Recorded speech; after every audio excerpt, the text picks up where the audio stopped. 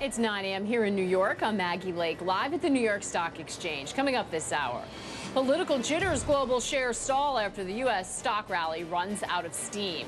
Murdoch and the mouse reports that Fox's CEO could be about to take the helm of Disney. And from smashing the glass ceiling to breaking the silence, the women tackling inequality and harassment in Hollywood are celebrated.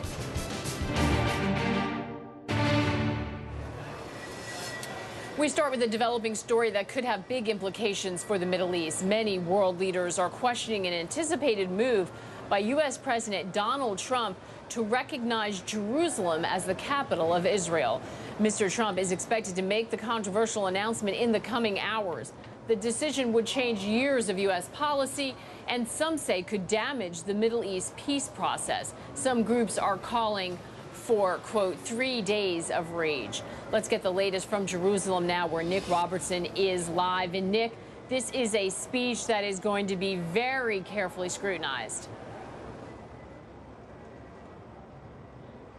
It is, and I think perhaps an indication of that was the fact that when the Israeli Prime Minister Netanyahu spoke earlier today, he didn't get into detail at all about what President Trump might say, and that was an indication there that he's really waiting to hear the detail himself. Yisrael Katz, Israel's Minister for Transport, described it as an historic day. He said that any country that doesn't recognize Jerusalem as the capital of Israel doesn't therefore recognize the state of Israel. We heard from Jerusalem's mayor just a few minutes ago, standing here, telling our sister network, CNN USA, that there can be no peace deal here without without Jerusalem being recognized as the capital of Israel. We've heard from Palestinian leaders saying that what President Trump is going to do jeopardizes the possibility of Mideast peace talks. So what a lot of people are waiting for is to hear the detail of what President Trump says. And we heard from Secretary of State Rex Tillerson earlier today at NATO meetings in Brussels saying it will be important to listen to everything that President Trump says. We've heard from the British Prime Minister, for example, today, Boris Johnson, her Foreign Secretary, meeting with Rex Tillerson as well, both saying that, they want to hear what the U.S. plans are for peace going forward from this, that the British government sees Jerusalem as its status as being part of a peace settlement, as a capital for both Palestinians and Israelis. So the key words that people will listen for in what President Trump says is, does he describe Jerusalem as a united Jerusalem, which would for Palestinians really signal that the possibility of peace talks along the lines that they have been are dead? Or does he talk about a two-state solution still being a viable option, still being what the United States is hoping to negotiate towards? If he does say that, then that will give people here some hope, Palestinians at least, that those talks can proceed. But the general feeling is amongst Palestinians is this is a very delicate time for the president to be making this statement, and therefore they're very concerned about the details and the implications. And Nick, this is about much more than just these two groups or about just Palestinians. Why is this so important to Muslims across the world? Sure. Well, the capital, Jerusalem, is recognized by Muslims around the world as the site of their third holiest site, and therefore, if they felt that was sort of put inside a singular, unified Jerusalem, then that would be an Israeli capital. Then that would be, a backward step for them. It would be a very negative message to come from the President of the United States that their third holiest site should therefore be within the confines of what would be seen, if that's what's announced, and of course we don't know it at the moment, inside a unified Israeli capital of Jerusalem. So that would be a very negative step to take. And when you look at the sort of broader, if you will, Muslim worldview of this administration in the White House, there are concerns because of the president's perceived Muslim travel ban. We've heard that's just been recently sort of put back as a current ongoing issue by the Supreme Court in the United States. So these two things coming together, it will have, and this is what we've heard from President Trump will have heard as well from King Salman in Saudi Arabia, for example, that this is far bigger than just the Israeli-Palestinian peace, that this is an issue for the more than 1.2 billion Muslims around the world. So that's why it's a big issue. This is a very holy site, the third holiest site contained here within Jerusalem for Muslims. Very important day. We are going to have full coverage of it. Nick, thank you so much. In addition to the Middle East, the White House is paying very close attention to developments on Capitol Hill, where congressional leaders will soon begin work on a final version of their tax cut bill. Uncertainty over what will ultimately be in the bill has helped pressure stocks this week, and futures are pointing to a flat to lower open on Wall Street today. It is, however, another banner day for the virtual currency Bitcoin. Prices are spiking over 7% right now to yet another record high. The price of one Bitcoin is now worth over $12,000. So far this year, Bitcoin prices have soared over 1,000%. Let's bring in Chris Gersh. He's Director of Strategy at Bell Curve Capital. He joins us from the CME Group in Chicago. Bitcoin futures begin trading at the CME later this month. Chris, thanks so much for being with us. And what do you make of this Bitcoin fever that seems to have grabbed some investors out there? It's been on a tear. What do you expect to see once futures actually begin trading there later this month? How are you all preparing?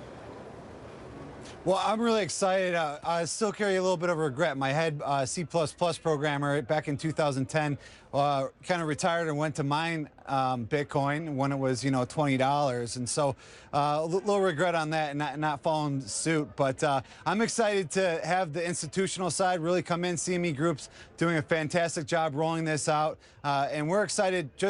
It's going to get some price stabilization. We had it jump over 13,000 actually last night. It's pulled back about $500 right now, but we are very excited. The CME's done a fantastic job, and we're set to go short some of these and add some balance to this just skyrocketing price. I'm so glad you brought that up, because I'm starting to hear a lot about this. When you say stabilization, there's been this idea, I think, out there that once institutions you start to get involved in this, it's going to really rocket and take off. But what you're saying is that right now it's a one-way bet, and there's no one to take the short side. There's no one to bet against Bitcoin. Could we see that price start to come in a little bit once you get that kind of more open market? I think that price is going to come in. I think that you're still going to see anywhere from 20 to 40% moves, and that could be the downside. Two major things. Number one, miners. Miners have a lot of electricity costs, overhead, and you're going to see them using futures as a way to go to cash and be able to pay those expenses. That's going to be a major on the shorts. And number two is institutional investors like JP Morgan, they want to back up their CEO. They might be able to go really heavy on the shorts at the CME Group and really make, the whole tulip scenario that has been discussed by some institutions, a real thing. All right, that sounds exciting, but it sounds like something's probably best left to the professionals right now. Always a cautionary tale for all those ordinary folks out there who see money to be made. I want to ask you before you go how you're feeling about equities. It seems like we're hitting a wall. A lot of it seems to be related to some political worries, understandably, what's going on in the headlines. But then every time you think that, you see that one day the market rocket back 1%. How are you feeling about U.S. stocks right now? Three major things. You're seeing volatility creep up as it gets closer to 16 to 18. That's a major short here on the floor. Number two is copper prices at a 3-month low. Global growth, that's a huge indicator. And we saw oil actually break below that 57 handle, which was a kind of area of support. So those three things tell me the stocks are going lower short term. All right, Chris, fantastic insight from you today. Great catching up. Thank you so much. Good luck on your trading day. Thanks for having me. Disney's pursuit of Rupert Murdoch's 21st Century Fox is one of the major deals reportedly bubbling on Wall Street. Reports now saying agreement could see Rupert's son, James Murdoch, lined up as the next chief executive of Disney. Brian Stelter is following the story. Brian, those are some pretty big shoes to fill. Bob Iger and the storied Disney. Does this seem realistic to you? It may be something that's being dangled in order to get this deal done. You know, there's been reports of Disney and Fox talking for the past month. It was on the back burner. Now it's back on the front burner. According to CNBC and the Wall Street Journal, we could see a deal as soon as next week between Disney and Fox. But maybe one of the elements, one of the pieces to get it over the finish line is a job for James Murdoch. That's certainly been suggested in some of these news reports, that James is looking for what's next for him. If 21st Century Fox, the company that right now he runs, is going to shrink all of a sudden and most of the assets are going to be sold to Disney, maybe he would go along with the sale. But it is a little bit hard to imagine a Murdoch running the House of Mouse, running the Disney empire. So I think that's going to be a question mark until this deal is actually announced. You know, in a way, it would allow him to step out of the shadow of his father, especially since there are some people who believe that they would like to run things differently. But, Brian, if memory serves me, with all the scandals that we've seen running through Fox and 21st Century Fox, has James Murdoch really proven himself? I can't sit here and make the argument that James Murdoch is a icon of the business world. Any company we're lucky to have him, that he's amassed such an incredible track record of success that you'd have to appoint him the CEO of Disney. I can't make that case. Maybe somebody else can, but certainly James Murdoch has been beset by some of the Fox News scandals of the past 18 months. I think he would say he moved quickly to take action, but nonetheless, there have been some challenges associated with that part of the Fox empire. You know, there was an interesting quote in the Journal this morning, I think it sums this up really well.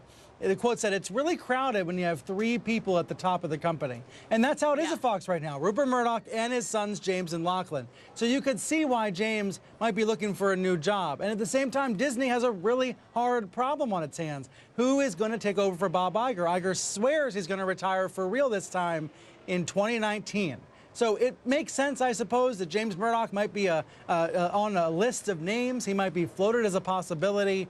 But put me down as skeptical about the idea that he could actually run Disney in the future. Yeah, it's one of those long shots, but who knows? Maybe that's where they'll find themselves. Certainly adds a lot of intrigue to a story that we're watching very closely. Thanks, Brian. Thanks.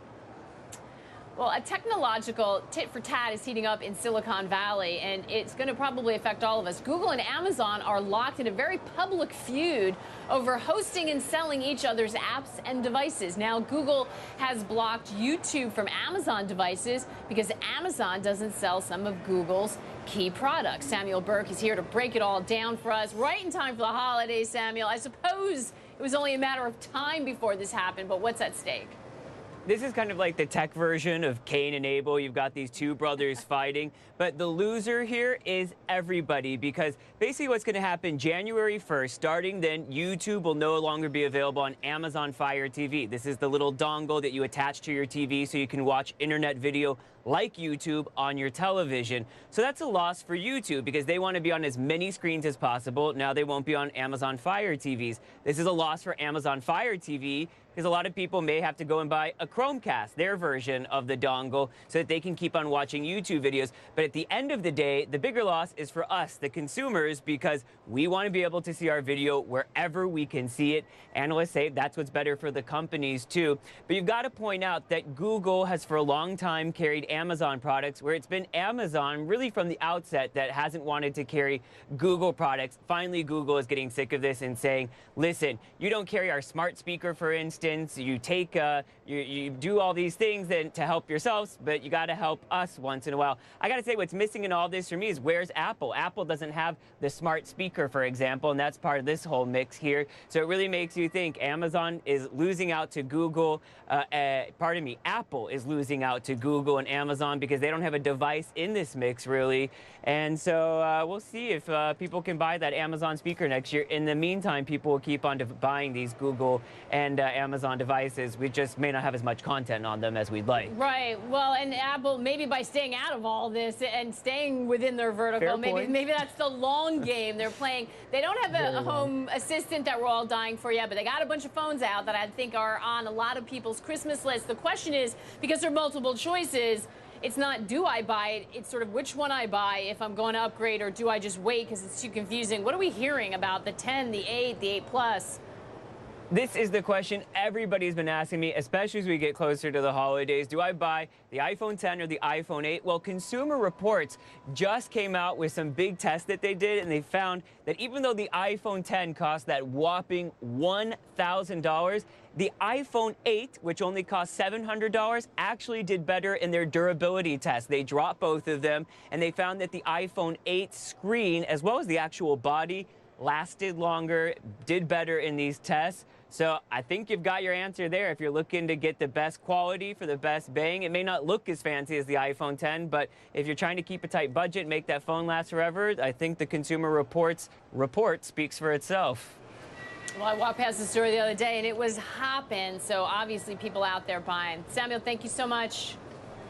Now, still to come, honoring Hollywood's female trailblazers, we find out more about the women being celebrated for smashing barriers in the entertainment industry.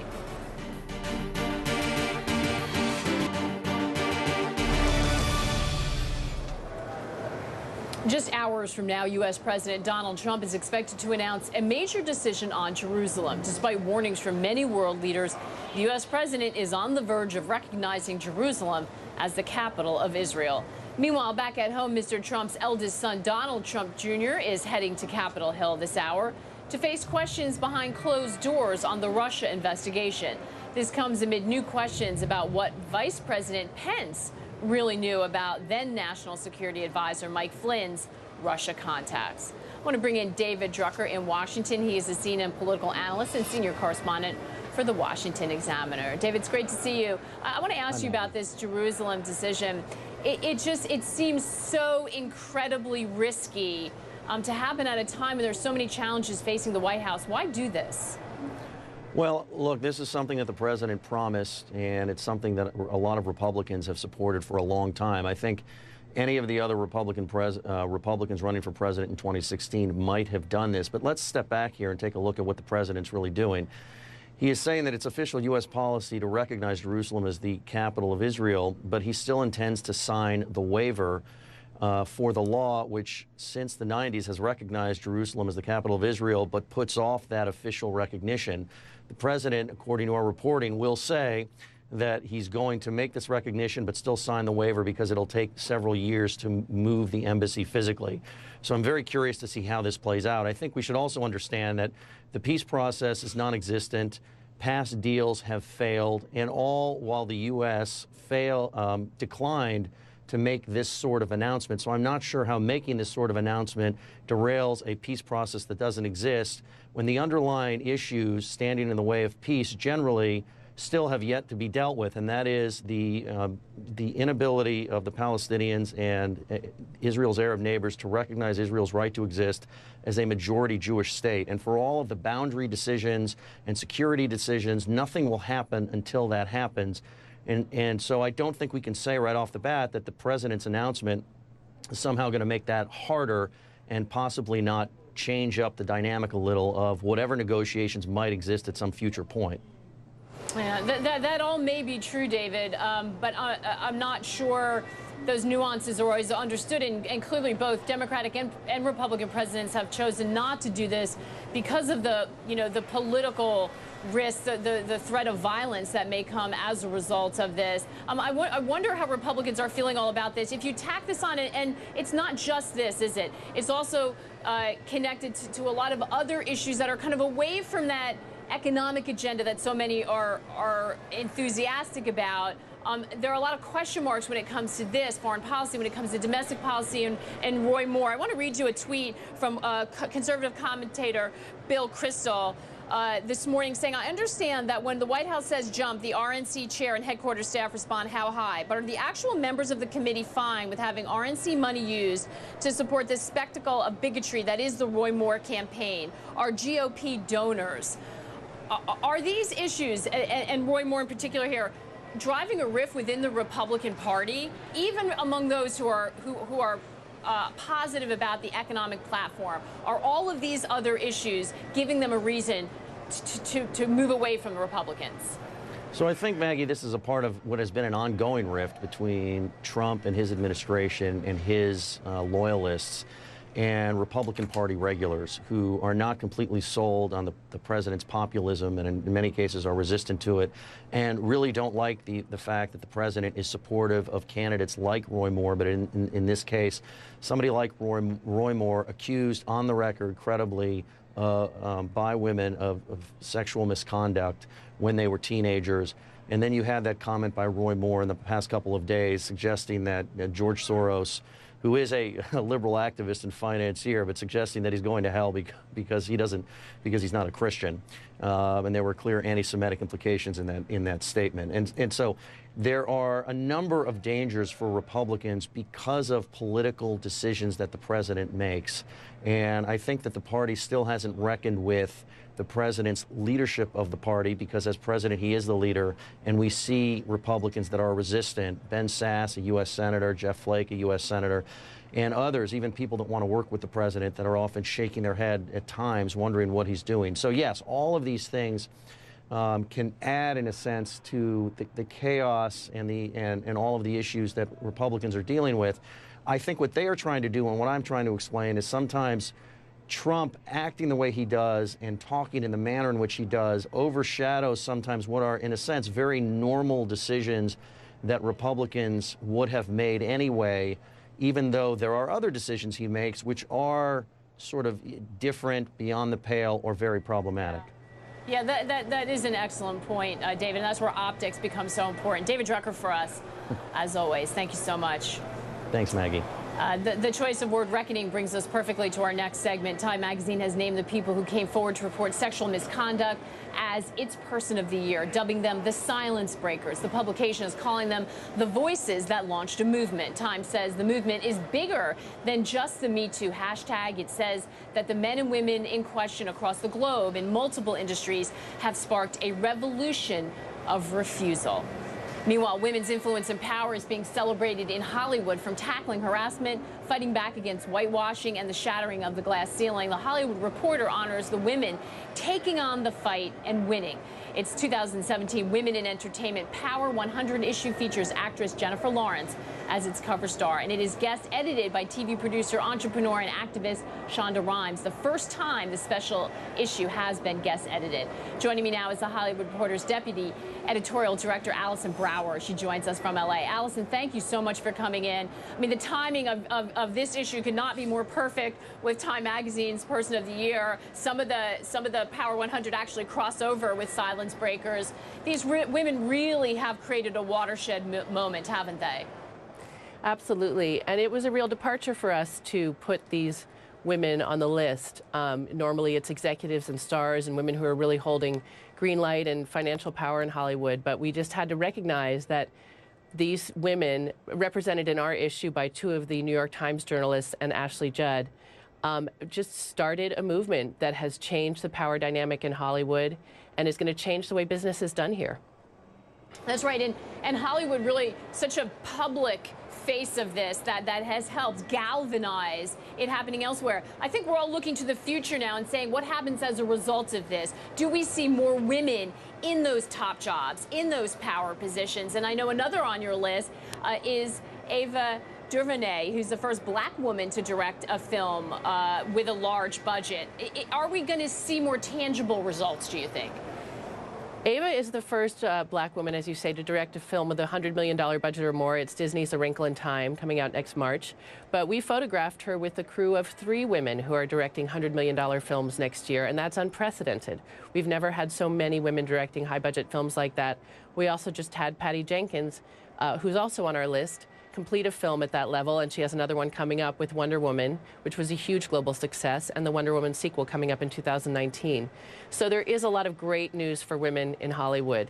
Certainly everyone in town wants more women in positions of power, especially now, and we definitely have room to grow in terms of getting more parity in power positions, from agencies to TV studios all over town. But there's also a lot to celebrate, and that's part of what this list is about. There's been lots of positive news for women this year in Hollywood, too. There certainly has, and they seem like they're really willing to exercise their muscle. I know Meryl Streep also makes the list, a perennial outspoken trailblazer, speaking out for women. It seems a lot of these stars are going to demand that women start to take up positions of power and use their star power to force that change.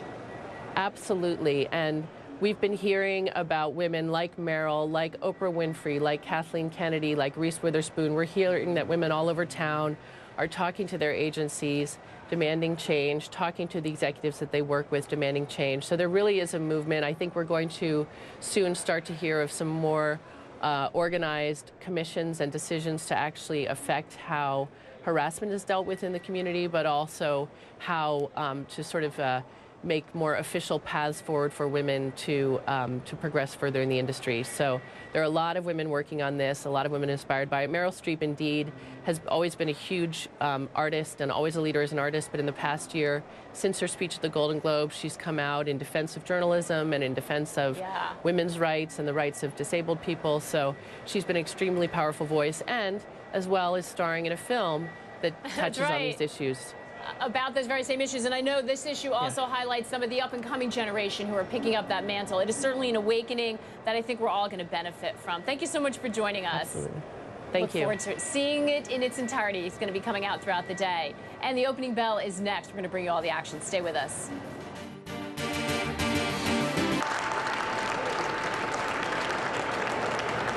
There's the opening bell on Wall Street. It's the start of a new trading day, and it looks like it's going to be a little bit of a tough go at the beginning. We are down, but really just moderately, considering, again, where we are sitting. We remain above 24,000, but losing a little bit of enthusiasm today. Political worries seem to be dominating and pushing some investors to the sideline.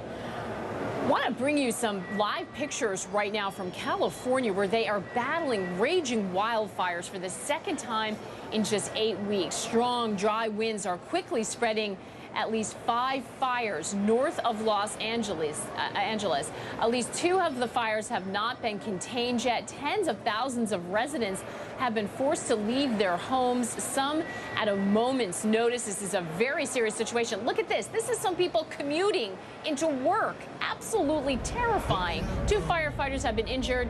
No word of any deaths caused directly by the fires yet, but clearly a very tense situation in LA. We're going to listen in right now. These are live pictures. To the left is Bel Air. To the right is that Brentwood? Is Brentwood. I can feel the heat. I can feel the heat. Oh my God.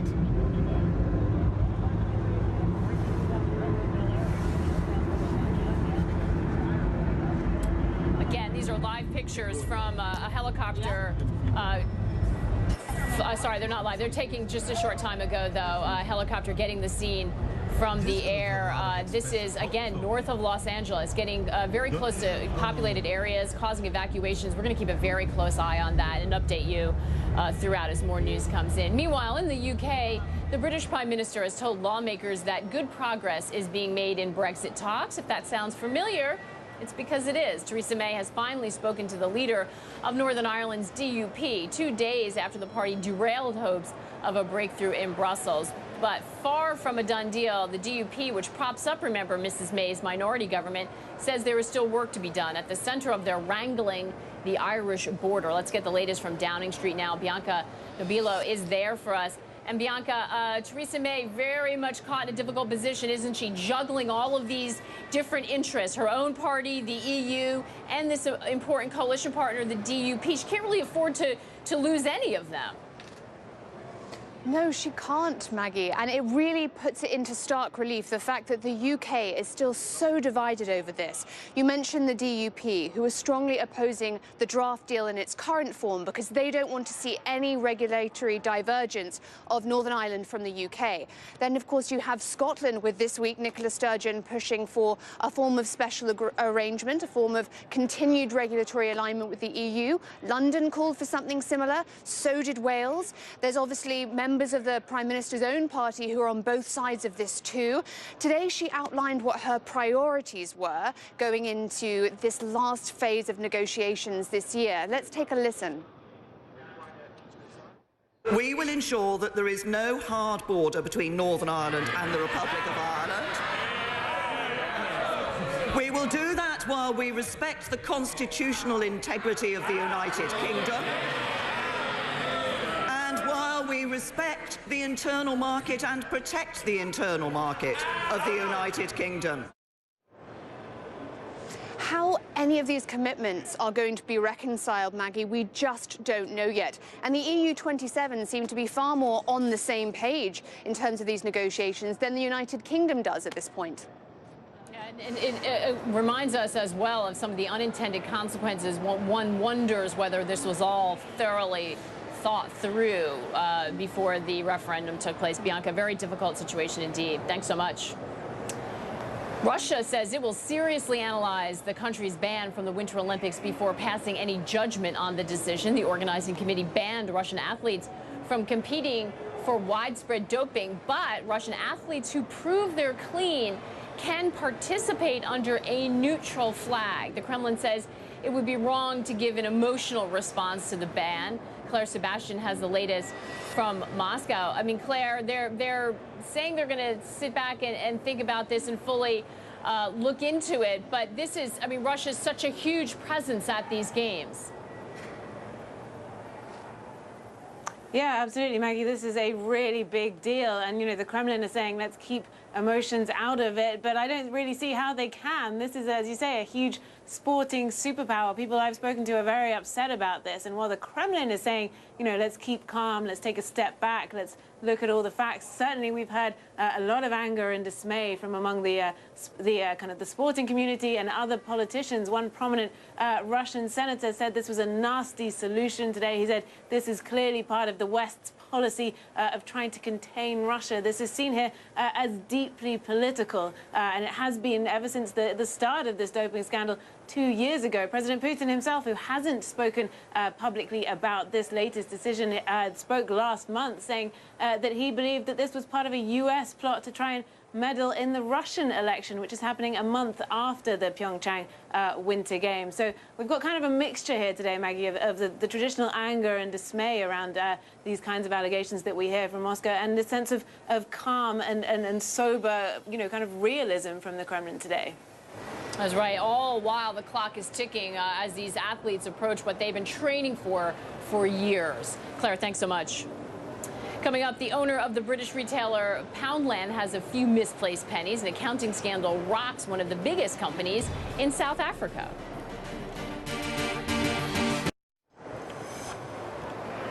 Let's check in, and we mentioned the fact that we're getting hit with a little bit of selling. I got to tell you, we're right at the break-even line. It looks like blue chips trying to come back into positive territory. A little bit of a pitch battle going on there.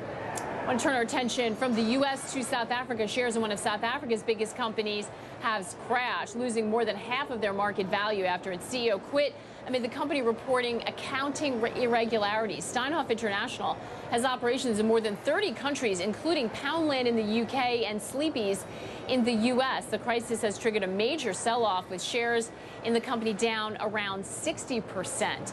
Steinhoff is owned by one of South Africa's richest men. Our Eleni Giokos is in Johannesburg following the story. And Eleni, what's going on here? I mean, exactly. What is going on? Firstly, the company says we're not able to release audited results, and then saying, well, we're not going to be able to release any results whatsoever, and kind of reading between the lines that its auditor wasn't able to sign off on the latest numbers. It's now put in PwC as a independent auditor to come and review the results. But in the meantime, you've got the CEO, Marcus Jooste, basically pushed out, asked to resign by Christo Wiese, the man you alluded to, one of the richest men in South Africa, who's a chairman of the company, also the largest shareholder of Steinhoff. So accounting irregularities is what people are talking about right now. We know that the German prosecutors have been investigating the company since 2015, and essentially saying that there is some kind of irregularity happening. When you talk about, Maggie, you know, accounting irregularities, the reality is that's a very broad statement. It could really, you know, allude to a lot of different things. Steinhoff in the past had said it's got to do with tax issues. Now, it's no surprise, a multinational company wanting to avoid tax, so going to various jurisdictions where it can book high profits. We've heard this before. Multinational companies do this, but investors are concerned that this is a far bigger problem. So how big is this issue right now? You've got the CEO that's been at the helm for over 20 years, now asked to step down. And then you've also got, you know, the market reacting so badly. People are thinking the rot is far deeper than they had anticipated, that German prosecutors perhaps are onto something. And there's two schools of thought here regarding Steinhoff as a company to invest in. People think that Markus Jooste, so the CEO, former CEO now, was an accounting genius. And others say that he was basically a crook because of the complex structures in the results that they used to release, that people couldn't understand them very easily. Questions about the way that they structure the debt, the way they structure the tax, the way that, you know, questions about revenue and things like that. So I think it's come to a head now, and a lot of people are asking these very tough questions. From a South African perspective, however, markets are down extensively. Fund managers are hurting today, Maggie. I mean, we're talking about an old favorite stock to invest in. So a lot of questions that need to be answered. Eleni, I wonder, you said the markets in general, this is affecting the broader market as well. It's unusual when we see that. I mean, it's a widely held stock. It's understandable. I'm wondering if people are concerned about this being more than just company specific. It does come at a difficult time for the country, a sort of difficult patch for South Africa Inc., really. Does this have broader implications? Are people worried that this might not be the only case? Yeah, I mean, this is interesting because I think when we look at it from a South African perspective, this is a company that has been operating, of course, JSE listed, so Johannesburg Stock Exchange listed for a very long time.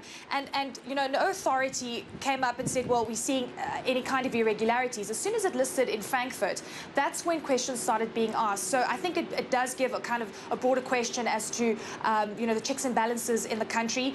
The overall market is under pressure, and of course, it creates negative perceptions towards a South African company that perhaps could be cooking books. I mean, you know, those are the things that are coming up at this time. The overall market is down today. I mean, that's the reality. But the overall market has been doing very well over the past few months because we have international exposure because of the multinational companies that are listed on the market. So we've had a little bit of a cushioning there. It'll be interesting to see, Maggie. Look, everyone is kind of tenterhooks right now. Investors are really concerned. I mean, when you see a stock coming down 60% and you've got $10 billion being wiped off market capitalization-wise, I mean, this is going to have wider implications for sure. All right, we know you will keep an eye on it for us. Eleni, thank you so much. Yeah. Coming up, raging wildfires ripping through Southern California, closing in on Los Angeles, forcing evacuations. We are going to bring you the very latest coming up.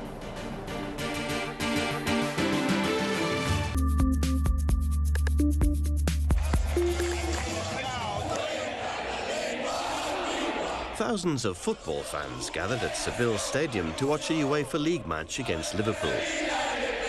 This synchronised light display to help warm up the crowd is an ingenious British invention that starts with a tiny electronic light.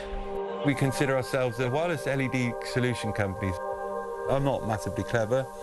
I'm not a postgraduate. I'm not a grade A student, but I think I'm quite driven, motivated and determined and all those other sort of things. Zylobands create wristbands with integrated radio-controlled dancing lights, capable of being programmed to respond to music and enhance any event. The desire to use LED lights was born out of Regler finding himself in a dark place. Actually, I went through a really sort of crappy time, but at the same time, if I hadn't, possibly this wouldn't have happened. Inspiration came from the music of Coldplay. A series of events Regler calls fate connected him to the band. It's all those lyrics, they're sort of triggering things and sort of, in a way they trigger good things for me because then it's, yeah, it's wristband. I know, I'm going to do a wristband and it's going to bring people together and we're all going to be forgetting. That was the whole thing about wristbands. They're about unity and switching off, and so you can just go somewhere, and when that euphoric moment happens, you're not thinking about anything. The first prototype debuted in the Spanish capital Madrid in 2011. The concert gave Zylobands global exposure. The LED glow has become a visual signature for Coldplay performances ever since. We're the first to do this and we created the market. The tradeonomics of the LED sparkles. The Nobel Prize-winning invention has generated a market expected to top $90 billion by 2022. Consuming up to 80% less electricity, its potential outshines that of an ordinary bulb, burning both brighter and longer, 25 times longer. Small in size, made without mercury, at a lower cost and recyclable. As its integration into smart tech grows, the future for LEDs looks bright.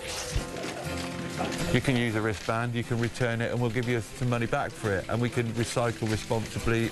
As the multi-million-dollar company grows, 3D printing will play a big part in its future. But it's a hands-on labor of love that ensures each wristband functions. Regla continues to be driven by a passion to connect people. I was always a Coldplay fan. They gave me confidence in myself. They encouraged me to believe in myself. So follow your dreams, yeah, work hard and chase what you want to do, and you will get there. You will get there, trust me.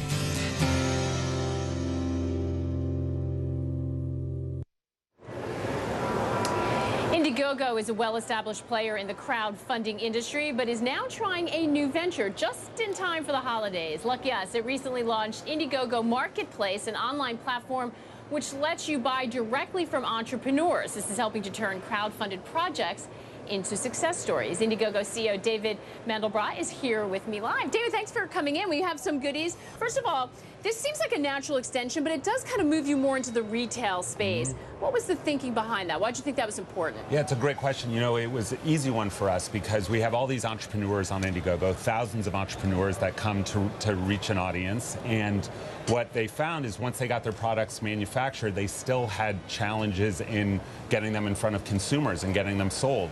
We have over 10 million people that come to Indiegogo every month. It turned out to be a great marketplace for innovative entrepreneurs to get their products out to the market. And you kind of have already an engaged audience, so you've got that part down who were sort of interested in these types of things. Are you finding, is it tech gadgets mostly? And we have a couple of things here that you guys are selling. Cat headphones, which blast out, by the way. They will not be coming into my house. We were just joking.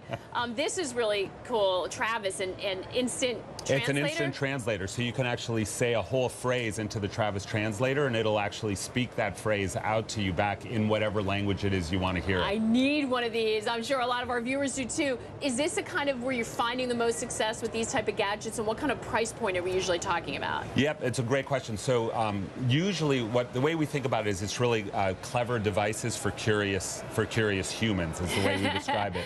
The main thing is that these are really innovative products. These are creative entrepreneurs that are coming up with something new. The price point can be anywhere from $50 usually to about $200. So it's within reason, yeah. Absolutely, and really good for people that are getting gifts for people in the holiday season because these are new, innovative devices. That's the thing. Probably things people don't have already. And that's for the hard to buy for. And when I'm encountering some of this. This one also, you just showed us, is for your car, and you can see the instructions and the directions when you're driving. Right. So this is the Hudway glass. It lets you actually put your device on it. This sits on your dashboard, and then you've got a heads-up display for when you're driving so you can see where you need to go. So, this one's for the Uber driver in your life. Yes, or which would be any parent, by the way. It's all we do is shepherd our kids around. And what was this one called? Just so we don't leave anyone out. These are the Accentware Cat Ear headphones. These were actually a great story. The founders of this company designed the product at UC Berkeley and then raised over $3 million on Indiegogo for that product, and now they're being sold in Brookstone stores all over the country. So that brings my next question. So you're going to be adventurous and try something that's not out there. Do you have to worry about functionality? Are these totally tested and kind of consumer ready? Or are you taking a little bit of a risk? Not really. On these, not taking a risk at all. The products that are in our marketplace have already been manufactured. They've already been tested. They're already being purchased by consumers, meaning they're already being reviewed in different places online. So these are products that people can be really confident are going to work. It's amazing. I love this. I noticed Amazon. I noticed on their website, they don't really advertise it yet, but they have something called Launchpad. Yep. They're getting into this too. How important of a revenue stream is it going to be for you? And do you worry about the big boys like Amazon getting in on it? Yeah, it's also a really good question. So Amazon did launch their Launchpad. They actually have over 200 products in the Launchpad that were originally funded on Indiegogo. Oh, okay. So you're just trying to get in there a little bit. A little bit, but the truth of the matter is for the small entrepreneur, it's very hard to get discovered on Amazon where you're there with millions and millions of products. And I will say, I've been looking and it's hard. David, we got to leave it there because we have breaking news on wildfires. I know that you want to know about too, but Indiegogo is the place to go to get these new gifts. Thank you so much. Come back and let us know how they're selling and what was ahead. Maggie. Thank you very much. Appreciate it. As I said, we need to break away. Let's get an update now on the rapidly developing situation in California. Dangerous wildfires are spreading, and firefighters are battling to control the situation for the second time in just 8 weeks. Stephanie Elam is in Ventura County, California. Stephanie, these pictures are incredible, and I know this is starting to get to some populated areas. Bring us up to date.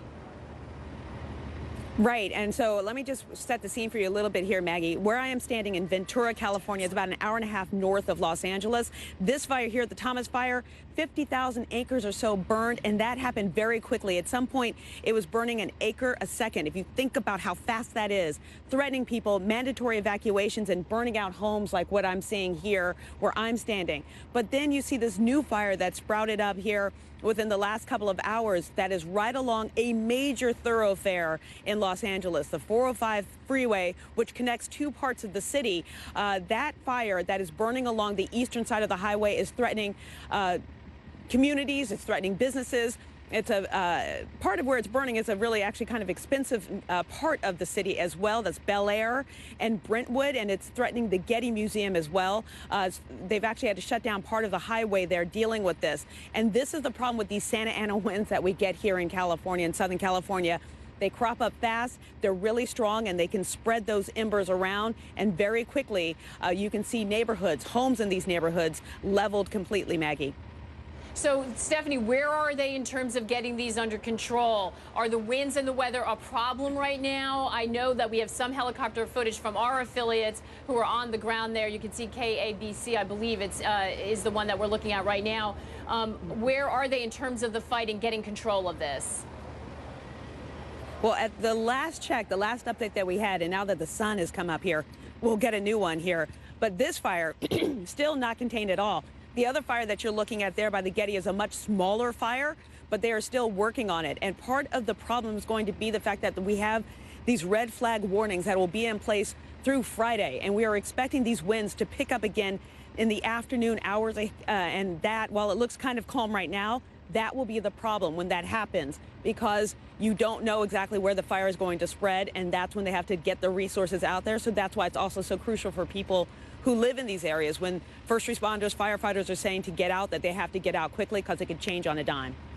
Yeah, and that means so many have to be prepared and hope for the best. Stephanie, I hear you clearing your throat. I know that even with these fires, everyone that are fighting them, the first responders, as well as ordinary folks looking down the hill, have to worry about air quality conditions as well.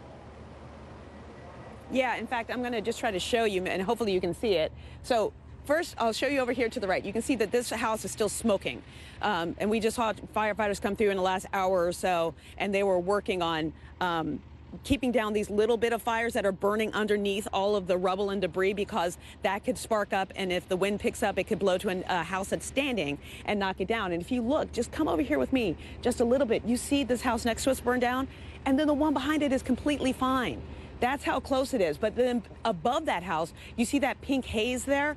That is the smoke, because over that ridge right there, we drove through that early overnight, and you could see that there are fires blazing right on the other side of that hillside. So because of that, that smoke coming through here, and it is affecting the air quality. It is it's almost an acidic smell and a metallic smell from all of the burned parts in this house. And you can see here, there's even a car that's been burned down that was inside of its garage. All of that smell is commingling in the air, and yes, and that is what's causing us to clear our throats a little bit here. But it's amazing how you have these two houses burned down, and then the neighbors behind it to the side still standing there perfectly fine, and that's because of the quick work of the firefighters. And the day is just getting going there. I know it's going to be a tense one for everyone in Los Angeles, especially with that major route under threat there, as we saw on the map. Stephanie, thank you so much for the update. I know that you and the team are going to continue to cover throughout the day. CNN will have full reports on that wildfire that is threatening Los Angeles. Thank you so much, Stephanie. And that is it for this edition of CNN Money. Thank you so much for watching. We'll see you again next time.